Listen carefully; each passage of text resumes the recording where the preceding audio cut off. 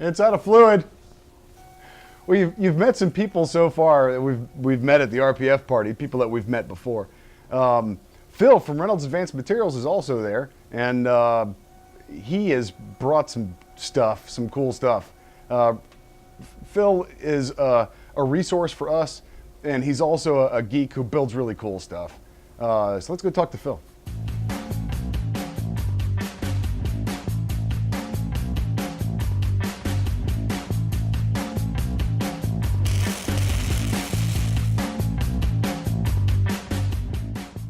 This is Phil, the Phil we've talked about many times from Reynolds. This is the guy who tells us all the things to do and not do and makes fun of us when we do them wrong.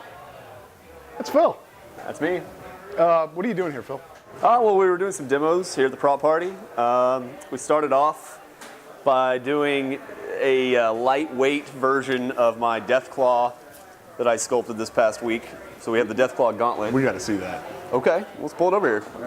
What are the components of a Deathclaw gauntlet? So you've got 3 castings made out of urethane resin. I cast these out of our Smoothcast 61D. You sculpted this? Yes. So I spent the past week sculpted it out of monster clay.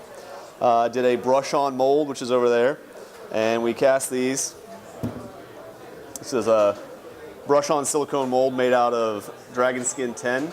So it's very stretchy, gloves off really fairly easily as long as you lubricate it a little bit.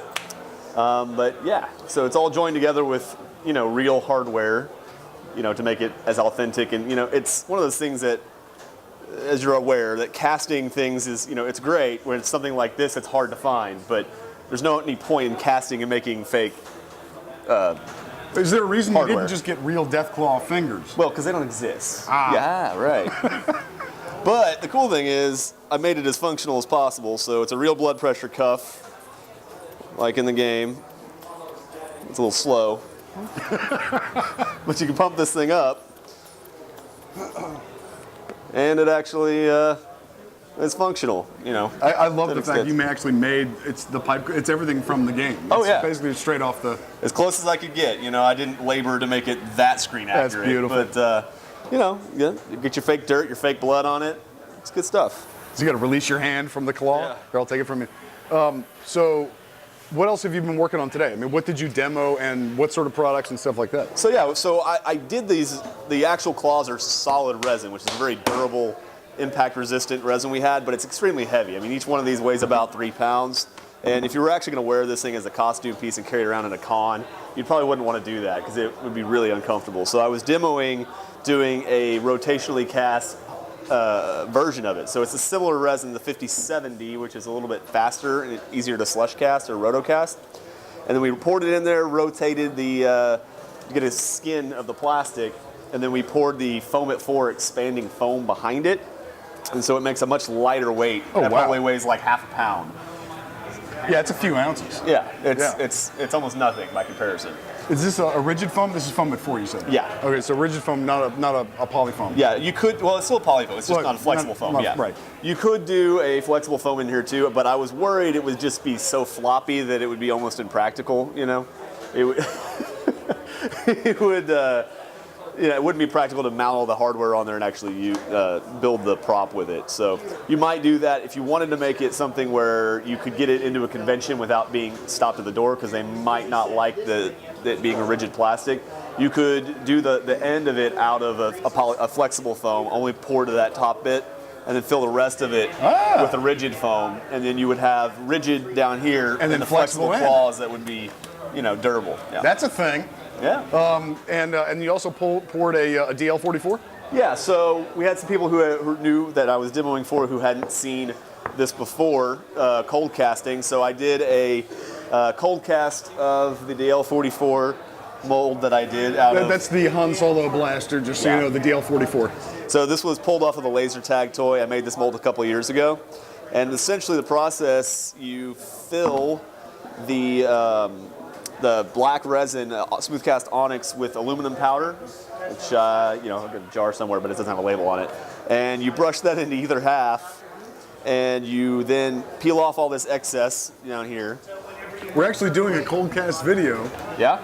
as we speak. That'll probably be released right around the same time that this video is. Nice. So, But yeah, so you do that. You do each half. You join this together after you've cleaned up all that stuff, tighten it all down, and then you pour in the back with just plain plastic. And that's what it does is it gives you a surface that comes out all gray, but can then be buffed and polished with steel wool to expose the actual metal inside. we've seen some stuff online recently of people making very inefficient molds, and one of the things that Phil has done for us, and Heath, Yeah. and we've talked about this on our channel, is being able to efficiently use materials for what we're trying to get done. So it's not making a 25-pound block mold of tin cure silicone. It's being able to, like this is a glove mold, being able to efficiently use a material that's pretty damn pricey. Or, well, I shouldn't say that. It's not cheap. Right. So the ability to efficiently use materials like this, it's a boon. Nobody uses that word anymore, boon. Boon, yeah. It's a good word. But so like what he's talking about, a common thing that people will do is... and we have probably done ourselves, by the way. Yeah, I mean, this is a small scale, so it's not a big deal. But like on this propeller mold here, we've got this thing where we've built a box that conforms in here, but a common thing that somebody would do would just be to build a square box around this, and you've got almost 3 cubic inches of rubber being wasted here. So if you scaled this up to a bigger prop and you did that, massive. It's a huge amount. That's gallons of rubber being wasted. Yeah, and remember, as you square, when you're talking about volume, a doubling, it's an exponential increase in volume. And it's not doing anything but making the mold harder to handle and costing you money. So, if you're scaling up past this even, the stuff in the corners would be wasted if you were doing a big piece. So that would be overkill. So I like to do, things like aluminum flashing or oil-based clay that'll allow you to create a mold box that fits much more tightly around the object and gets you a good clean mold. Works really well, but it doesn't waste a ton of rubber. While I don't like taking his advice, it often pays off. Yeah. Phil, thank you. And we'll see you in the future, and we'll see more of Phil soon.